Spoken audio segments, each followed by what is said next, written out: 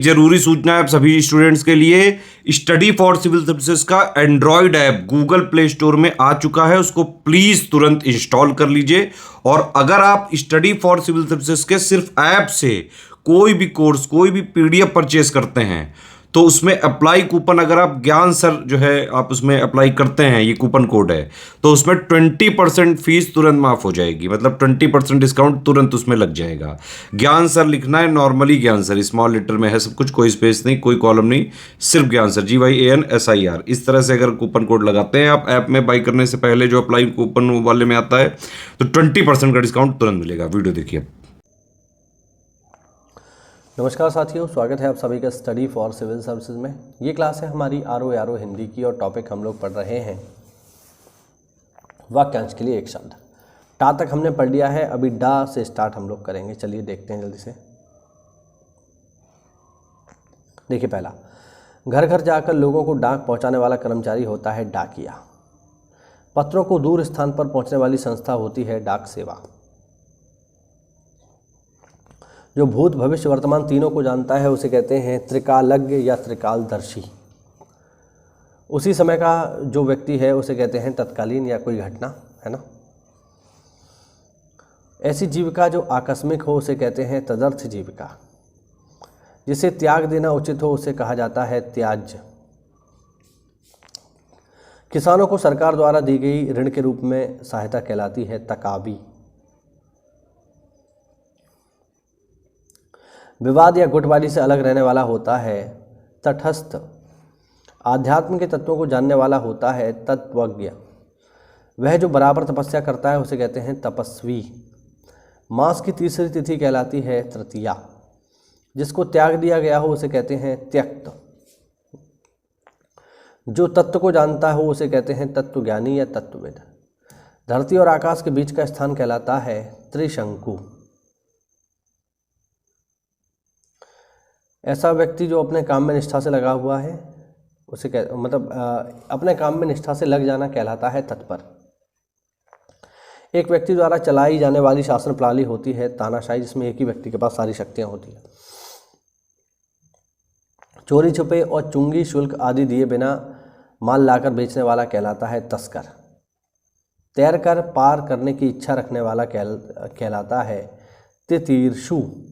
जिसको किसी चीज़ को तैर के पार करना हो, ऐसा व्यक्ति जिसके मन में ये इच्छा है।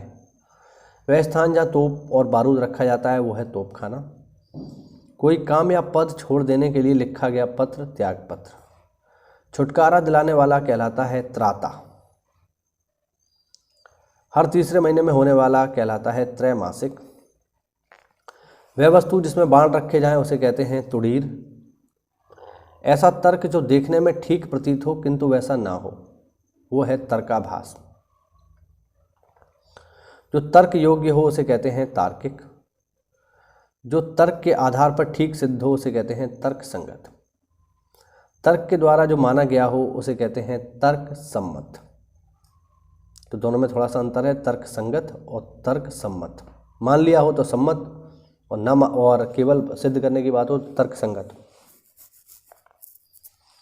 पुलिस की बड़ी चौकी कहलाती है थाना। पुलिस थाने का प्रधान अधिकारी कहलाता है थानेदार। जमी हुई गाढ़ी चीज की मोटी तय कहलाती है थक्का। कुछ निश्चित लंबाई का कपड़ा कहलाता है थान। चौपायों के बांधने का स्थान होता है थान, इसको भी थान कहते हैं। तबले आदि द्वारा हथेली से किए जाने वाला आघात ये कहलाता है थाप। ढोलक में थाप देते हैं, तबले में वैसे ही।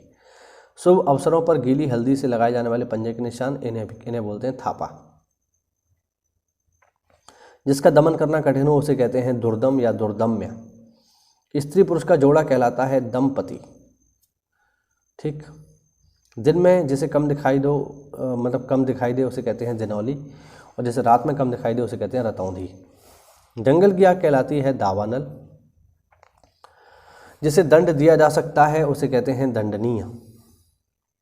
अपराध और उन पर दंड देने के नियम निर्धारित करने वाला ग्रंथ कहलाता है दंड संहिता। जिसका मुख दक्षिण की ओर हो उसे कहते हैं दक्षिणाभिमुख। किसी काम को चित्त लगाकर करना दत्त चित्त। जो बहुत कठिनाई से मिलता है उसे कहते हैं दुर्लभ या दुष्प्राप्य। बुरे आचरण वाला या बुरे चरित्र वाला दुष्चरित्र। जिसे करना बहुत कठिन हो दुष्कर। जिसका नाप करना कठिन हो दुष्परिमेय। वह जो अपनी प्रतिज्ञा पर दृढ़ रहे दृढ़ प्रतिज्ञा। पत्नी के छोटे भाई की पत्नी देवरानी, पति के छोटे भाई की पत्नी। अपने देश से प्यार करने वाला देशभक्त। अपने देश के साथ विश्वासघात करने वाला देशद्रोही। प्रतिदिन होने वाला कहलाता है दैनिक। द्रुत गति से जाने वाला कहलाता है द्रुतगामी। राजा द्रुपद की पुत्री कहलाती हैं द्रौपदी। इन्हें पांचाली भी कहते हैं क्योंकि पांचाल देश की राजकुमारी हैं। किसी माह की 12वीं तिथि होती है द्वादशी। हिंदू काल गणना के अनुसार माह की दूसरी तिथि द्वितीया। जो द्वार की रक्षा करता है द्वारपाल। जिस पर विजय पाना कठिन हो दुर्जेय। जिसको रोकना या निवारण करना कठिन हो दुर्निवार।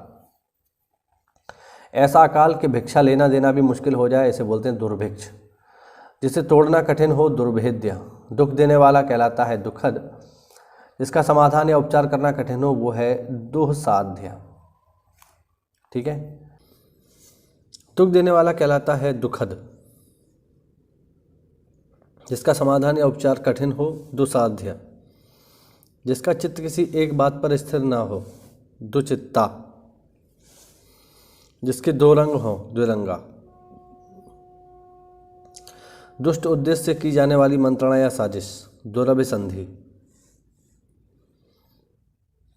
अनुचित बात के लिए आग्रह कहलाता है दुराग्रह। जिसे प्रसन्न करना कठिन हो उसे कहते हैं दुरासाध्य। वह व्यक्ति जो क्रेता और विक्रेता के बीच पड़ के सौदा पक्का करवाता है उसे कहते हैं दलाल। मास के किसी पक्ष की दशमी दूसरी तिथि। मास के किसी पक्ष की दूसरी तिथि द्वादशी। ज्ञान नेत्र से देखने वाला अंधा व्यक्ति दिव्य दृष्टा। जिसके 10 मुख हों दशानन। जिसके पेट में माँ ने रस्सी बांधी थी दामोदर। भगवान कृष्ण का पर्यायवाची ध्यान रखना। जिस पर दिनांक लगाया गया हो दिनांकित। वह व्यक्ति जो अपने ऋण को चुकता करने में असमर्थ हो गया हो दिवालिया। और जिसने अपना ऋण चुका दिया हो उसे कहते हैं ओऋण। ध्यान रखना। कठिनाई से समझने योग्य दुर्बोधगम्य। जिसकी बाहें लंबी हों दीर्घ बाहु। जिसकी जीविका दान पर चलती है दान वृत्ति।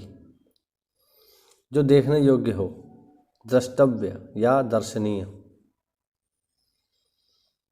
ऐसा साहस जिसमें कुछ लाभ न हो दुस्साहस। जिस पर पक्षपात पूर्ण दृष्टि से विचार किया गया हो दुर्दृष्ट। ऐसा बोझा जिसे ढोना कठिन हो दुर्वह। संकीर्ण विचारों वाला व्यक्ति दकियानूस।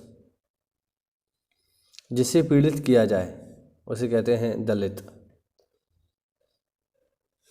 जिसके 2 पैर हों द्विपद। विवाह के पश्चात बहू का दूसरी बार ससुराल आना द्विरागमन। दिन के समय अपने प्रिय से मिलने जाने वाली नायिका दिवाभिसारिका। हो सकता है आपको मेरी आवाज़ थोड़ा सा अजीब लग रही हो क्योंकि आज सुबह अमरूद खाते समय मेरी बहुत ज़ोर से जीभ कट गई। इसकी वजह से मुझे बोलने में थोड़ा दिक्कत है और हो सकता है आपको आवाज़ भी थोड़ा अजीब लगे आज, तो थोड़ा मैनेज करिएगा। लेकिन चलिए फिर भी काम तो हम करेंगे अपना जो है। ठीक है, आगे देखते हैं। आँख की बीमारी कहलाती है दृष्टि दोष। जो 2 भाषाएं बोल सके द्विभाषी। जो कठिनता से जाना जा सके दुर्गेय।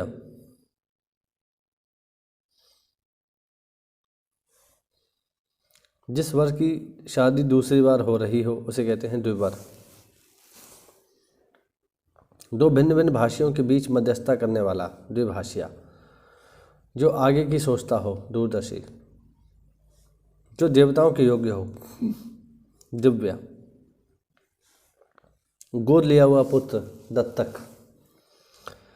जो मार्ग पार करने में दुख में प्रतीत हो। दुर्लग्य। जो दिया जा सके। देय। जिस किसी ने डसा हो। दंशित। जो दोबारा जन्म लेता हो। द्विज। दिन भर का कार्य। दिनचर्या। जहाँ जाना कठिन हो। दुर्गम। द्वीप में जन्म लेने वाला, इसे कहते हैं द्वैपायन। और पके हुए अन्न की भिक्षा कहलाती है साथियों मधुकरी। थोड़ा सा और देख लेते हैं 2-4। ध्यान या विचार करने वाला। ध्याता। यात्रियों के लिए धर्मार्थ बना हुआ घर। धर्मशाला। हवा में मिली हुई धूल या भाप के कारण होने वाला अंधेरा। धुंध। और मछली पकड़ने की जाति कहलाती है साथियों धीवर। ठीक, तो ये हुआ आज का छोटा सा वीडियो हमारा। जल्दी से छोटे छोटे विजुअल ला करके इस पूरे टॉपिक को हम ख़त्म करेंगे। मिलते हैं अगली क्लास में, तब तक के लिए जय हिंद, जय भारत, वंदे मातरम।